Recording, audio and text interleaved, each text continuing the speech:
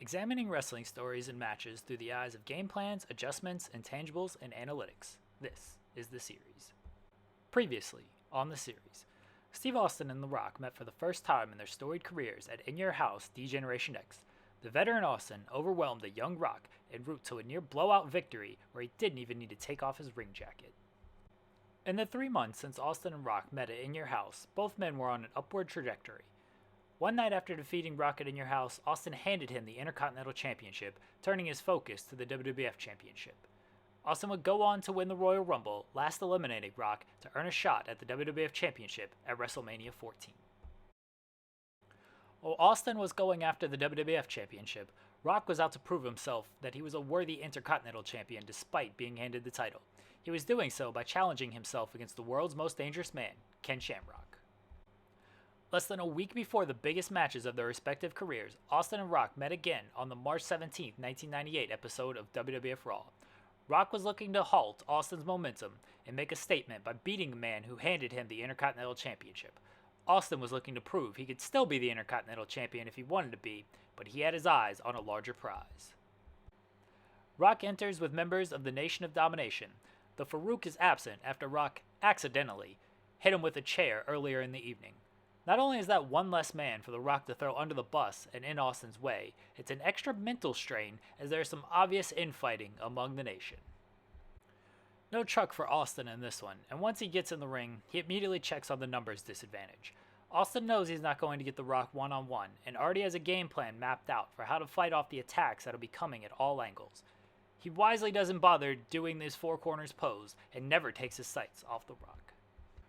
Rock takes a more measured and cautious approach in their second bout, trying to keep some distance from Austin early on before initiating a lockup.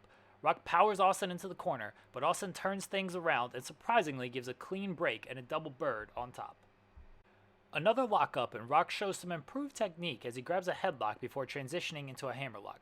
A double reversal leads Rock into having a hammerlock advantage again before Austin hits a back elbow to break the hold. Rock is trying to get Austin to wrestle with him while slowing things down. Austin wants to get into his usual striking exchanges, but Rock is keeping his cool at the moment.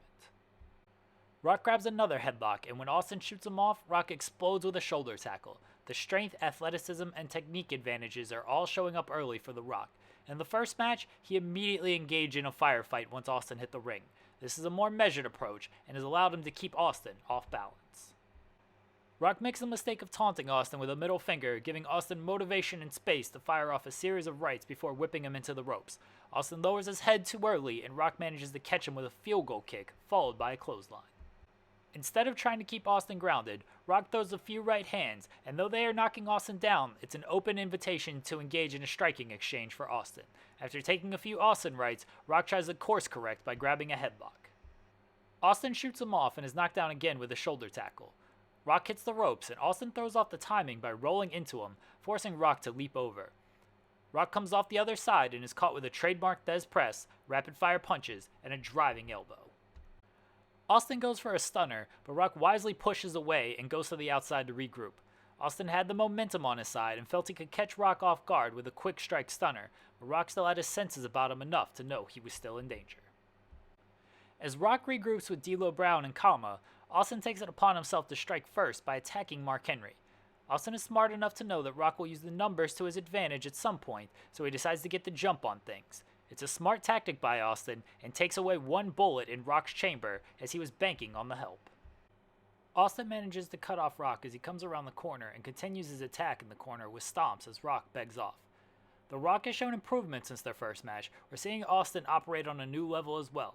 His awareness is at 100, and at this point there appears to be very little Rock or the Nation can do to cut him off or slow him down.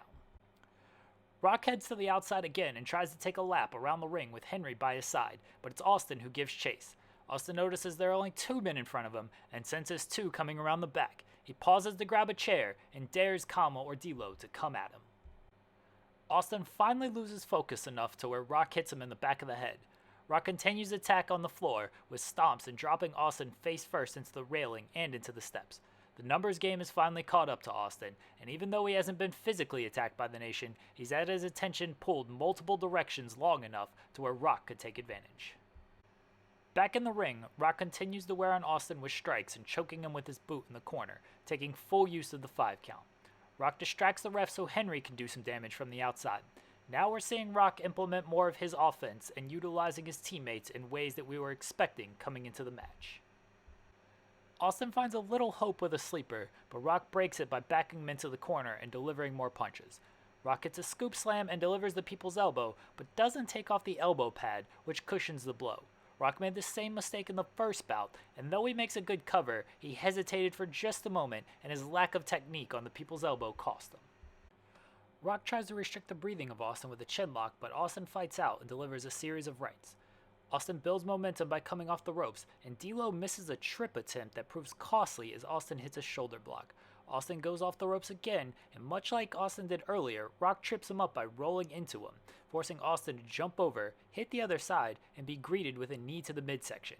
Rock shows he's a quick learner by taking something Austin did against him earlier in the bout and using it for himself. Rock hits another scoop slam and goes for the people's elbow again, but takes time to taunt Austin and still doesn't remove the elbow pad.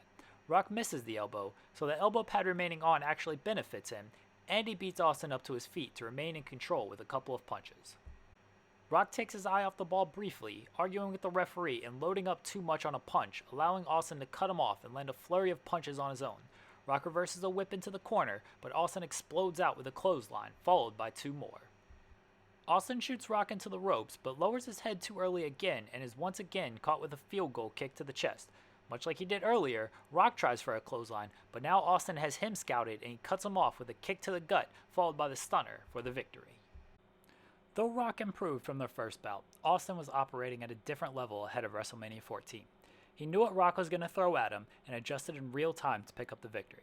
Rock showed more glimpses of potential and marked improvements, but his inexperience and overconfidence compared to Austin once again showed up. Austin was now 2-0 against Rock, and though their careers were both on the upswing, Austin's was rising at a much faster rate.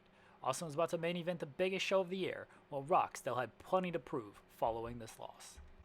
Next time on the series, The Rock sold out to win the big one, and now had to face an angry Steve Austin one night after the biggest moment of his career.